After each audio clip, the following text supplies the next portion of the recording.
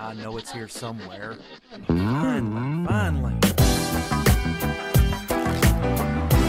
Oh, it's time for the doctor.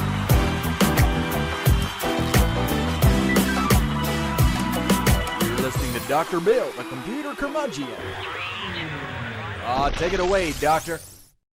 Well, it's that time again, and the doctor is in. It's time once again for Dr. Bill, the computer curmudgeon, the netcast. Hi there. I'm having a very interesting day today because I'm doing lots of netcast, and I've got many things running through my brain. Yes.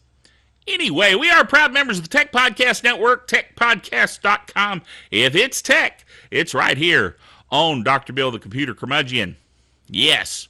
And of course, our website, the glorious website, drbill.tv, as it says there on the screen, is available to you to satiate your desire for techiness and geekiness and all things strange. Speaking of strange, let's look at our first item for this week. It's quite strange, actually. It's an article from Live Science, the website, and it says that warp speed travel is real? What? No, don't plan on booking your warp speed trip just yet. But they say that astrophysicist Eric Davis, one of the leaders in the field of faster-than-light space travel, I didn't know we had anyone that was looking into faster-than-light space travel. But this guy is a leader. Okay. But for Davis, humanity's potential to explore the vastness of space at warp speed is not science fiction. Davis's latest study, Faster Than Light Space Warp's Status and Next Steps, won the American Institute of Aeronautics and Astronautics 2013 Best Paper Award for Nuclear and Future Flight Propulsion. What? He wrote a paper, and the paper is Faster Than Light Space Warp Status and Next Steps. Next steps, dude! Okay.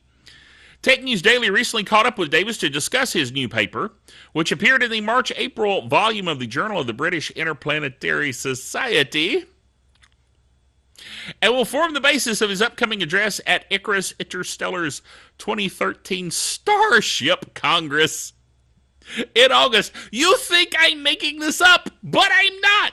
It really is happening. There's a Starship Congress. I had no idea. The proof of principle for FTL, which is faster than light, space warp propulsion was published decades ago, said Davis, referring to a 1994 paper by physicist Miguel Albuquerque. Yes, all conventional advanced propulsion physics technologies are limited to speeds below the speed of light. Using FTL space warp will dramatically reduce the time and distances of interstellar flight. Oh, yes, that would be true. But anyway, see, Einstein was such a killjoy, he said, nothing can go faster than the speed of light, because once it reached the speed of light, at that point, trying to go beyond it, it would become infinite mass, which would be bad. Okay? So, what you got to do, you see, is just avoid the speed limit. All right? Don't go the speed of light. Go faster than the speed of light. What? Yes, that's what space warping is. You just warp around the barrier. Pretty much. Okay? Davis's paper examines the two principal theories of how to achieve this faster-than-light travel: warp drives and wormholes. Yes. The difference between the two is the way in which space is manipulated. With a warp drive, space in front of the vessel is contracted, while space behind it is expanded, creating a sort of wave that brings the vessel to its destination. Yes. With a wormhole, the ship, or perhaps an exterior mechanism, would create a tunnel through space-time with a targeted entrance and exit. The ship would enter the wormhole at sublight speeds and reappear at different locations many light years away. In other words, just skip that whole mucking around in hyperspace thing. All right? Now, you may note that warp drive is what they talk about in Star Trek, and wormholes is what they talk about in Stargate. So you know how in Stargate they would step through the portal, through the Stargate, and they go, and they look like water, and it was a real cool looking effect, and they'd walk through that, and then they would step out onto a planet that was light years away. Well, that's how it would work. Okay, except it's the how it works part that I'm not getting. But, that's what the geeks and the scientists are supposed to do, is get together and figure it out. And as they said in, Hitchhikers, the secret's to bang the rocks together, guys. Maybe that'll work. Anyway, they're actually working on it, dude. They have a Starship Congress. Who knew? Anyway, next item. Actually, before they do the next item, let's stop a second. Stop. And reflect on our sponsor. Our sponsor this week, of course, is Citrix Systems GoToMeeting with HD Faces. Now, I'm using a webcam right now, which you can't see because I'm pointing to it, but it's the camera that's on me at the moment, so I can't show it to you, but trust me, it's there.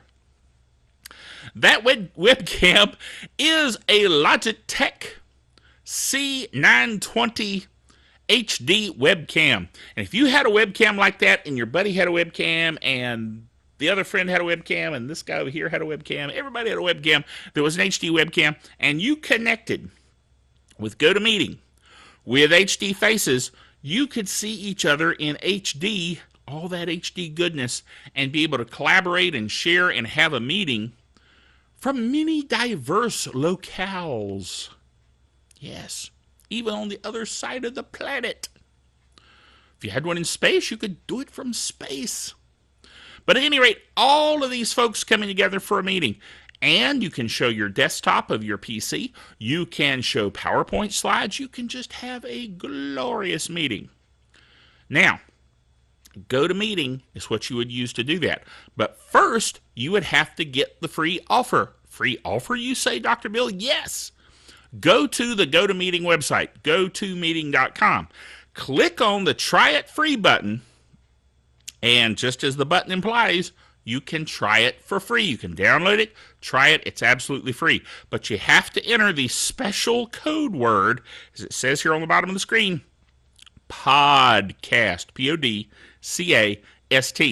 podcast. Do that. Do it quickly, and you will be able to get 30 days free trial, an entire month of meetings free, but just for trying it and using the code word podcast. Now, GoToMeeting, I'm telling you, is the way to have a meeting. Meeting is believing. So do it, all right? It'll be a good deal for you. You can use it not only for business meetings, for social get-togethers, for, maybe you've got a swim club and you need to get together and plan stuff, whatever. You can use it to have a meeting. GoToMeeting. I'm telling you, it's good stuff. All right, let's move along to the next item that we were about to jump upon before the note to the sponsor came up there. Very important one. Google is going to make, you ready? A watch. Now you say, yeah, but Dr. Bill, Apple's going to make a watch. Like an iWatch. They have iPads and iPhones, and now they're going to have an iWatch. Well, Google says we can do that too. So they're going to make a watch, and they're going to make it with Android, of course, their operating system. And they're going to make a game system. Now you may say, wait a minute. The Ouya is the game system you've been talking about that uses Android. What's up with that? Well, Google says we can do that too. So they're about to announce all kinds of things. And some of the things they're going to be talking about is this Google Watch and Google Game Console and all of that stuff. I mean, what does that mean for the Xbox One and the PS4? Yeah, I don't think they have that much to worry about, actually. But it might be interesting to see what they come up with. You know, Ouya has racked up $8.5 million with Kickstarter because there were enough people that wanted an Android-based gaming system. So Google thought, dude, we're the ones that came out with Android. We'll come out with our own game system. And they can sell it through the Google Play marketplace thing. So there you go. How strange is that? Google Watches. Yes. All right, whoa! Yes!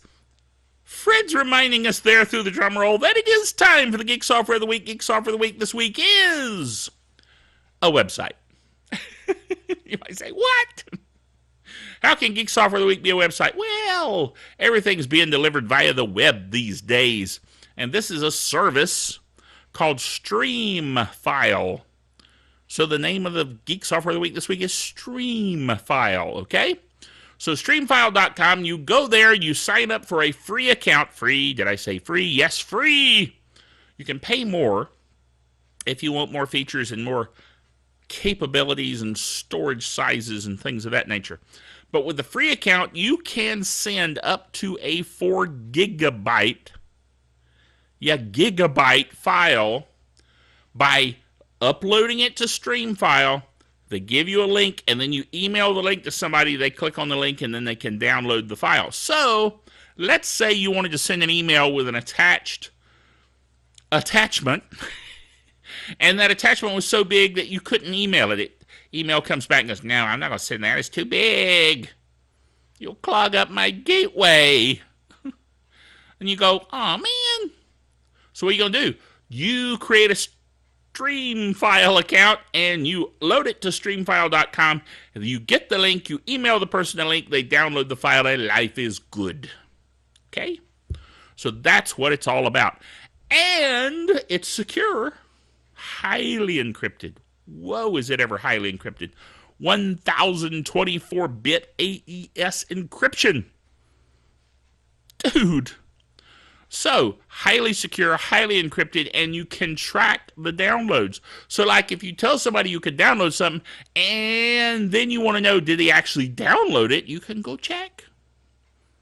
Cool. So, there you go. That's the Geek Software of the Week, which is really a geek website of the week, too. Cool. All right, last item this week. I know we're short on items this week, but there just wasn't that much happening that I was that interested in. And you know the whole point of the drbill.tv site is stuff I am interested in. You might say, yeah, but what about the subjects are buzzing in? And I'll go, I don't care about that. So that's why I didn't talk about it. This I cared about. Ubuntu on tablets. Dude. There's a video here of Mark Shuttleworth. And he's talking about how cool it is to have Ubuntu on a tablet.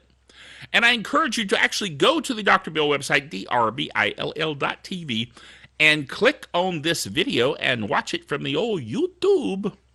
And you will be amazed and impressed. I was amazed and impressed at how slick and cool the interface looks for Ubuntu on tablets. Dude. Looks very cool, and it's multitasking, and and you could slide little windows around and stuff. It's very neat. So check out that video. Telling you, dude. I'm just saying. I sit there and watched it, and then I actually went back and watched it again. I know that sounds silly, but I do things like that. Anyway, there you go. So, until next time, remember that the doctor is out of here.